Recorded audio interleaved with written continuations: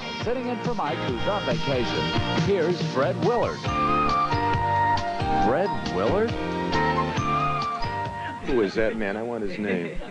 Let's get right into it, shall we? Tonight, our guests will include an odd couple of sorts. One of the biggest adult film stars of all time, Mr. Harry Reams, together with Dolores Alexander, co-founder and director of Women Against Pornography.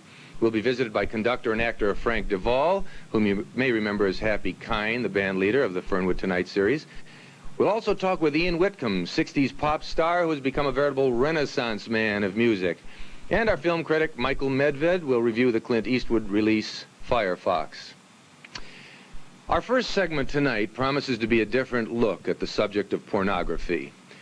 Now, I must level with you, I have never been to an X-rated film, I have never even been to an adult bookstore, and you may be saying, all right, then who are you to sit in judgment of this topic? Who are you to even sit and discuss intelligently this topic with these people? It is a serious subject. But in researching the topic of pornography for tonight's show, our staff had to look no further than our own backyard here in Hollywood. You see, Hollywood is the center of smut and pornography here in Los Angeles. Its seedy and grimy streets are littered with disgusting bookstores, filthy movie theaters, sleazy motels, and young girls being corrupted by heartless, forgive the phrase, pimps. Beyond all the vermin on the streets, Hollywood not only draws the lowest form of life, but it also attracts those you least suspect. The school teacher, the nurse next door, the local pharmacist, and maybe even your postman. Pornography is a $7 billion a year business, and you would be shocked to find out what type of person enjoys its devilish pleasures.